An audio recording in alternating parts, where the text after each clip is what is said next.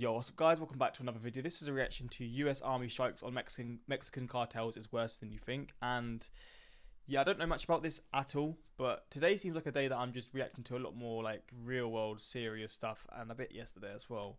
This is again a topic I don't know much about at all, but like Mexican cartels are some of the scariest things to even think about, like the things that they do, the control that they have, the power that they have.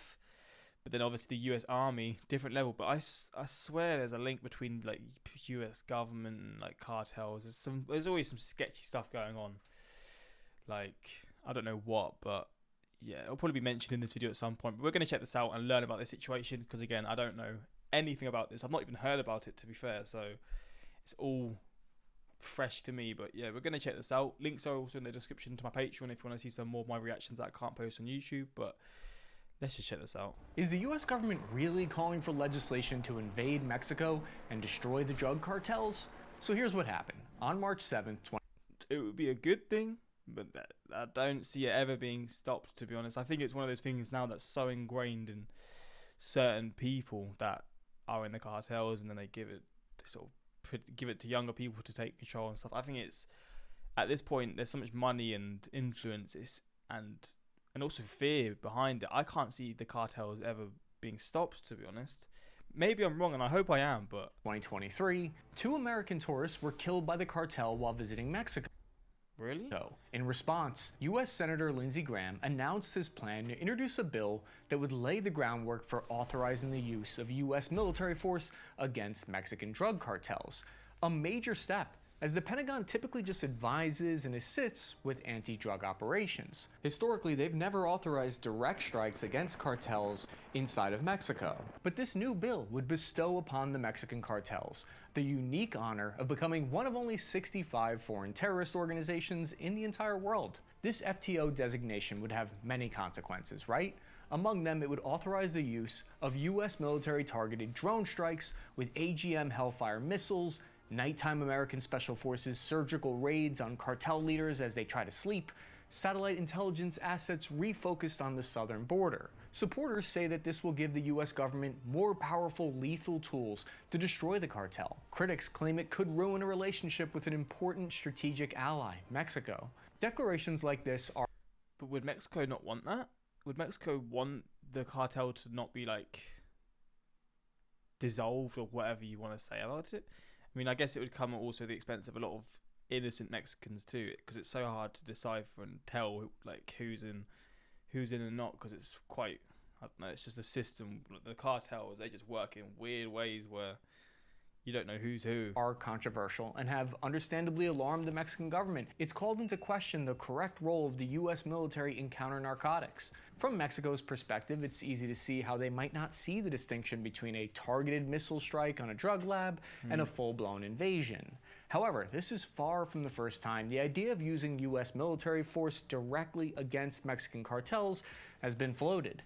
In 2019, an attack by cartel members, 9 family members, all US citizens, die in a highway at flipping hell, ended in 9 US citizens killed and 5 others injured in Mexico, inside an area just south of Arizona, where rival cartels are still at war with each other. These cartel groups are fighting to secure smuggling routes close to the US border, and this activity leads to mistaken identity, crossfire, and sometimes targeted attacks against innocent Americans. US Texas Army National Guard soldiers on the border with Mexico have been shot at by machine guns and taunted by heavily armed cartel members across the Rio Grande.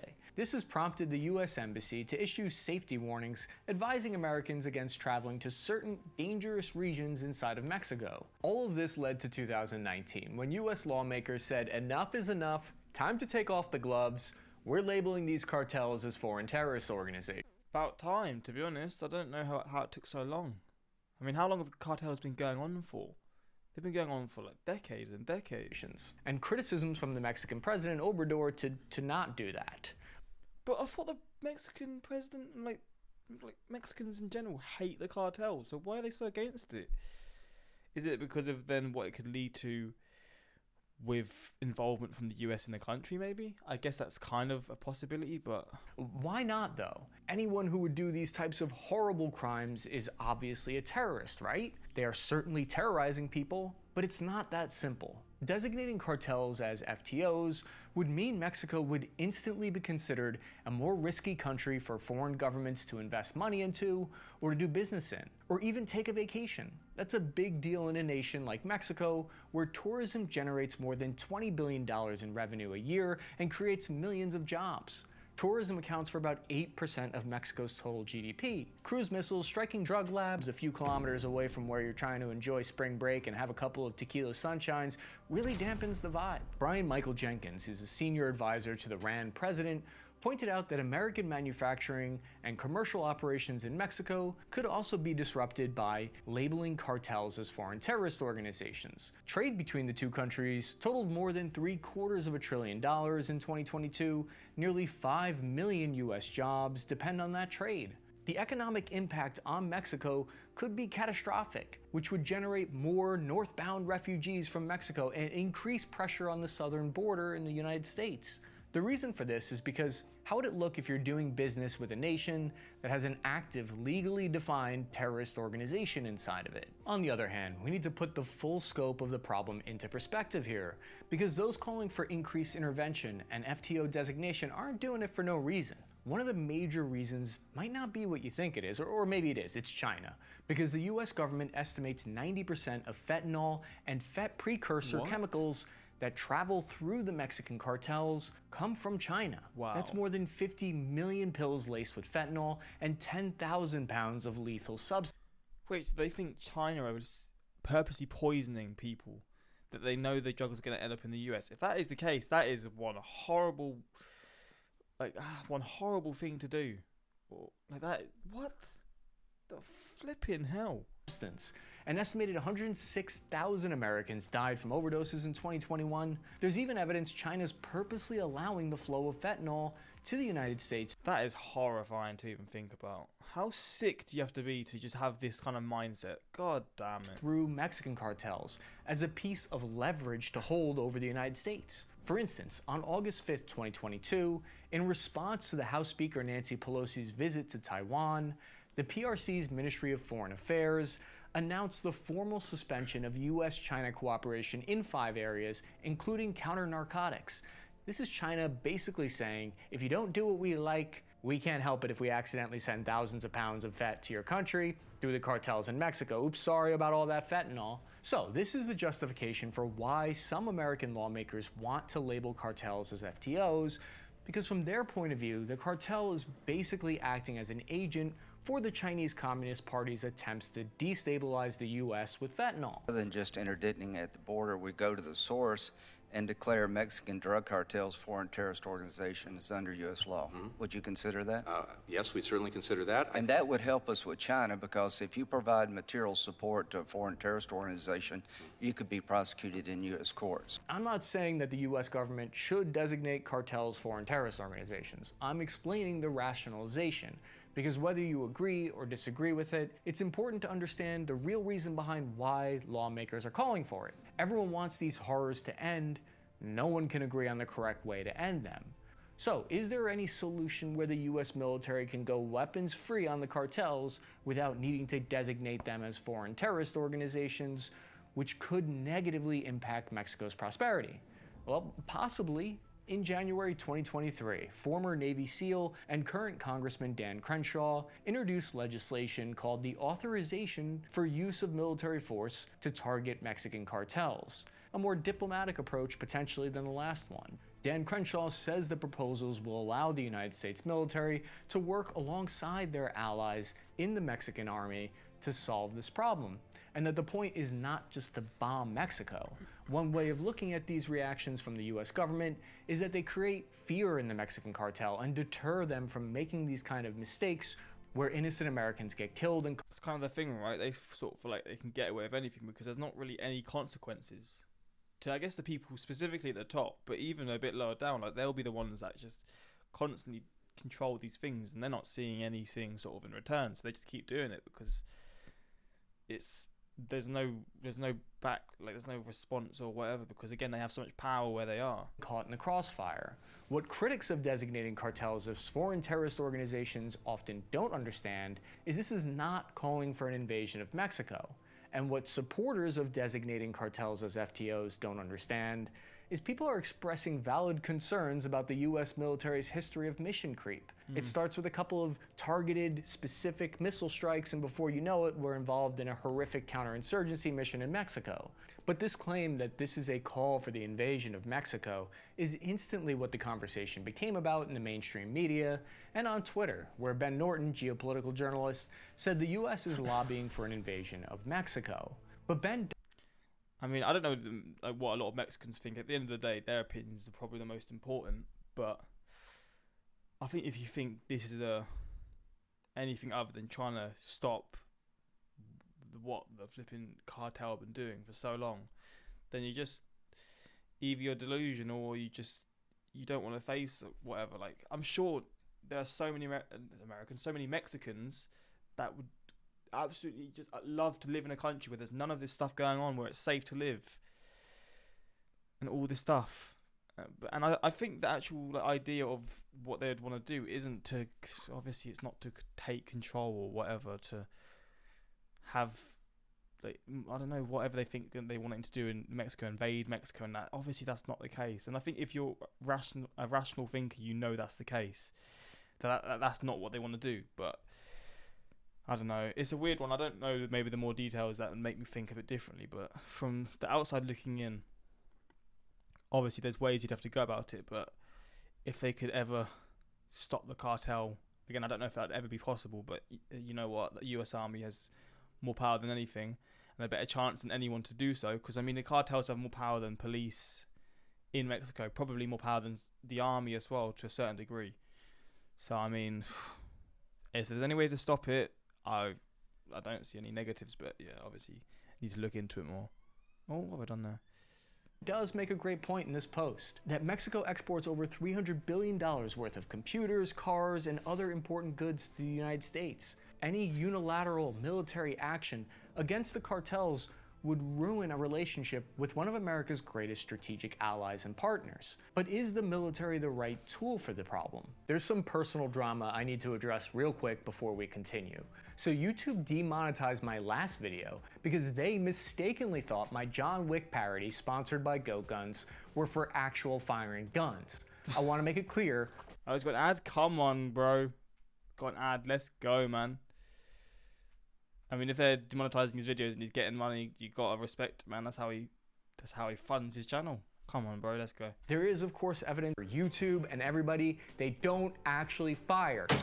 There is, of course, evidence on both sides of the argument. And what does the US Department of Defense think about increasing their role in counter-narcotics? You might think they would be all about increasing their power, but it's actually the opposite. Since the 1980s, the Department of Defense representatives have stated the proper role of the military is to provide support to civilian law enforcement agencies so they can make the arrests and seizures. The Pentagon has actively tried to minimize their role here. General Mark Milley said the following on the topic. So there is a crisis at that border. Now, the question is, what do you do about it? We have to work much closer with Mexico. Could you line up divisions of troops? Of course you could.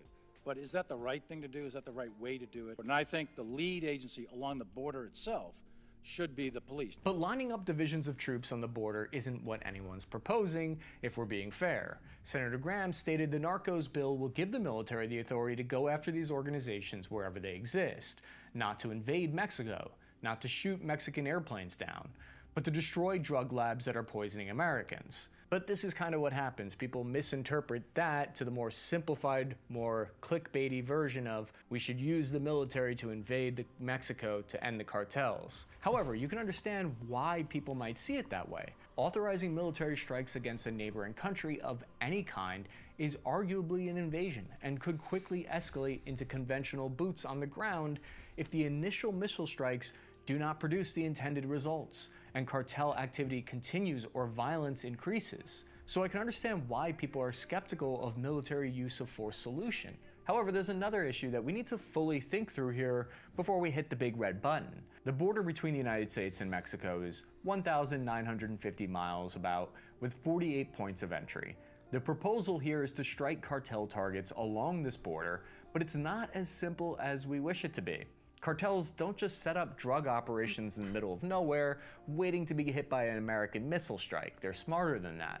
cartels set up drug operations inside residential areas, houses, and apartment buildings where innocent civilians live. To complicate matters further, it's often innocent civilians held against their will who are manufacturing, packing, and transporting the drugs. Somehow, American missile strike against those drug facilities seems less palatable when I think about it like that. Yeah, to be fair, when you hear like that, it's because they have so much control, they'll have people that aren't actually involved, but they're forced into it, doing the dirty work, and then they're going to be the ones who are going to suffer from it.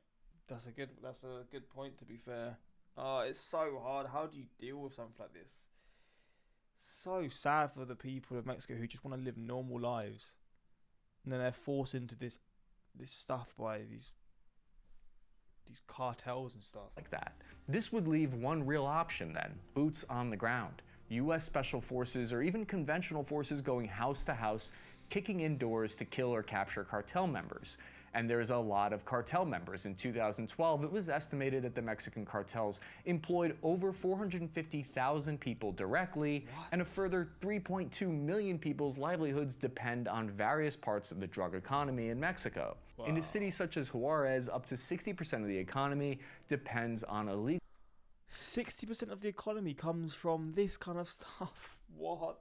sources of income. If all of this sounds familiar, it should. You even have the hot desert backdrop. It's like a combination of Iraq and Afghanistan, where US forces tried to end the poppy trade in Afghanistan, but found if you quickly remove the poppy trade without any kind of replacement for that void, you would destroy Afghanistan's economy, which would create more insurgents. This is, of course, a major exaggeration when it comes to Mexico, where even if the drug trade accounts for $10 billion, it's still less than 1% of Mexico's GDP. And with a population of over 120 million people, it means that their economy would not collapse without the drug trade, probably. One of the biggest reasons you'll hear used to justify US military intervention in Mexico is that the cartel has evolved to use military tactics and equipment. Incredible video footage was released showing narco soldiers dropping bomblets from drones, just like how we've seen in Syria and Ukraine. Cartel evolution into a paramilitary force is like watching a fish crawl out of water and start walking before your very eyes, a true miracle. Going from combat Toyotas to narco tanks. These are essentially garbage trucks with the 50 cal slapped on top. Take note by the fact that you weren't even surprised that they have 50 caliber machine guns. It gets worse though. The cartels were spotted using more sophisticated narco tanks. God damn. Was this created all by the cartels as well? Tanks that look like they were purpose-built and welded together in a shop with some know-how. The narco tank is a step down from the M1 Abrams, for sure, but it still features some engineering quirks with James Bond-esque style features like the ability to deploy oil slicks and caltrops against unsuspecting pursuers. Jeez, man. They're really advanced, a lot more advanced in certain ways than I would have imagined. It even had an electrified grill and battering ram. Dozens of these have been confiscated by the Mexican military. But where did a lot of these cartels learn these military tactics in the first place? Well, a good hard look in the mirror could help answer that. Damn. From 1996 to 1999, about 500 Mexican Spec Ops GAF members were trained by the U.S. 7th Special Forces Group in reconnaissance, secure communications, and heavy weapons. Defectors, deserters, and corrupt members of the Mexican GAF Special Forces left to create the Los Zetas cartel. They brought with them all kinds of U.S. Special Operations tactics and procedures, and are specifically known for their brutal, indiscriminate murder, shock, and awe tactics that make other cartels look like they're at a furry convention. Another one of the main arguments for why the U.S. military should directly strike Mexican cartels is that the Mexican military and law enforcement agencies are corrupt, in the cartel pockets, and incapable of handling this situation on their own. Evidence for this corruption can be found in the U.S. Army's Foreign Military Studies Office unclassified report that covered the October 2022 Mexican intelligence leaks. The anonymous hacker group called Guacamaja hacked the Mexican Ministry of Defense and leaked 6 terabytes worth of data on corruption in the Mexican military, police, and politicians. Fortunately, no one's browser history was revealed. The leaks proved leadership in the Mexican military had knowledge of relationships between authorities and cartels, with links between 20 mayors of the state of Guerrero with drug gangs. I mean, jeez. it's so much more ingrained than I can even imagine, man. You got mayors involved. I mean, it's just money, right? They see the money and they just want it. They probably don't even care about how they get it. They probably know how, but they see the money and they're like, you know what? Give it to me and I'll do whatever. I don't know. I'll help you get away with certain things, bro. That is such a wild concept. The leaks exposed Mexican politicians across the country, from legislators to weaknesses in customs that purposely allow the trafficking of drugs through the 48 different points of entry at the border with the United States. But there's a problem here. The corruption isn't limited to Mexico. This is a human universal. The United States Border Patrol is the biggest target of cartel corruption, where there was a 40% increase in corruption arrests, and there are dozens of open investigations still. In 1 year alone, the United States FBI had to convict 1,600 federal, state, and local officials.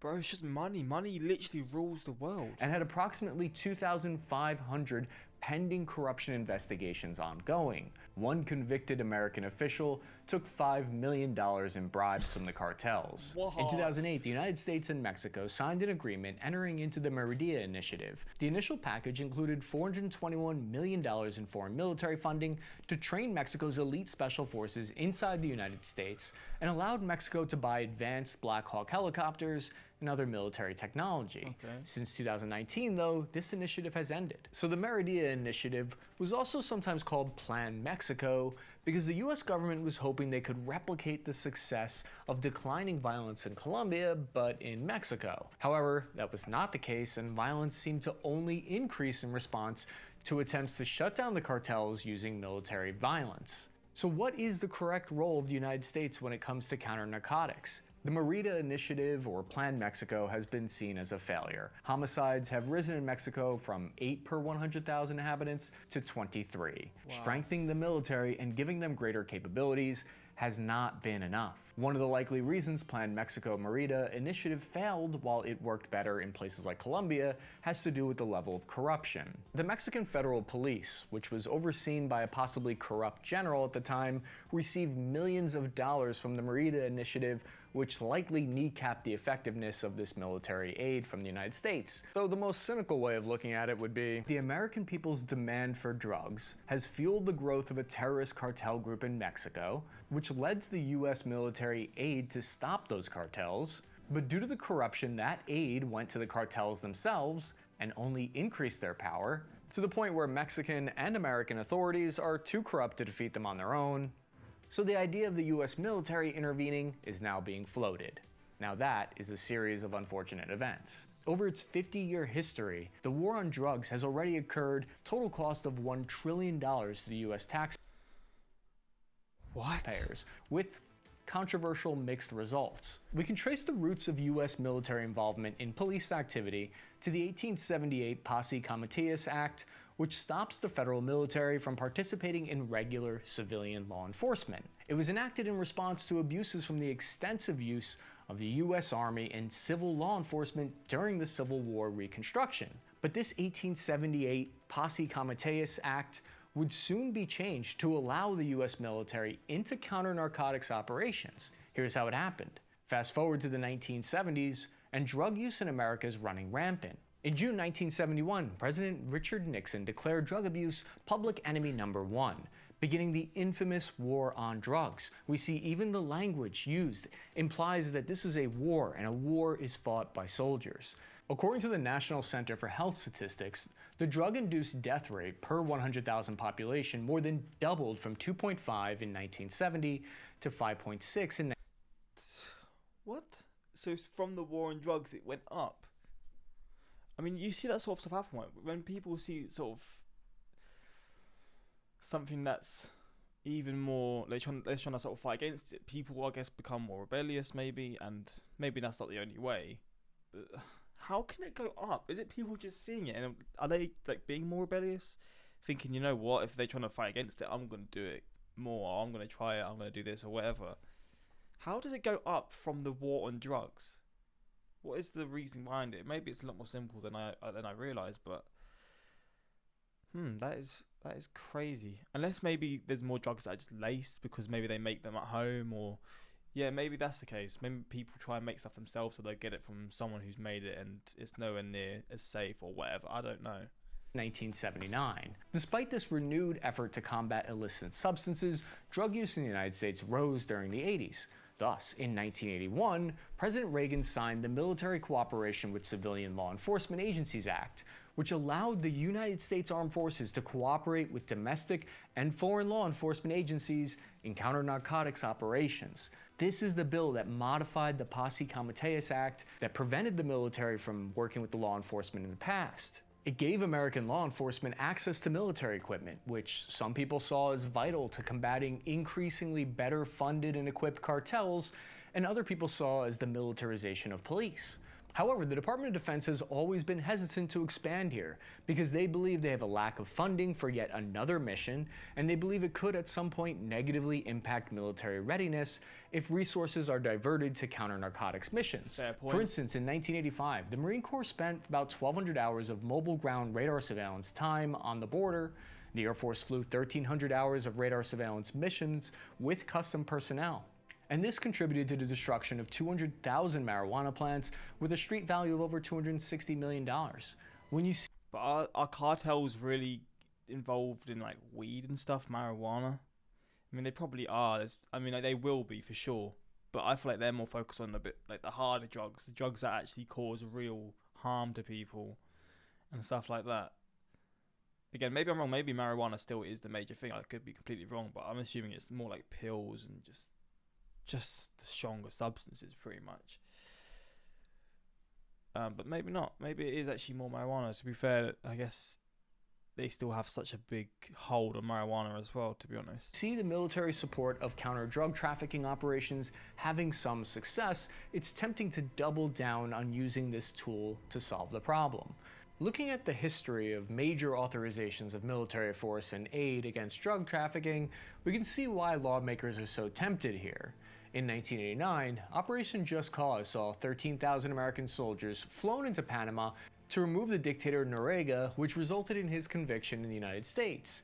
In 1993, Pablo Escobar was hunted down and killed using US military equipment. I've not really looked into the story of Pablo Escobar. I don't know much about what actually happened. I just obviously know he was killed. But I don't know much about it. Maybe I've got to do a video on that one time, because I don't know much about it in general, which is weird because it's one of the most well-known sort of, I guess, cases and stories. But in the year 2000, President Clinton signed what was called Plan Colombia, which sent $1.3 billion of U.S. aid, much of it military-related, to combat the Colombian drug cartels, left-wing insurgents, and the supplies for cocoa crop eradication. It also permitted 500 United States military personnel to visit the country to help train local forces.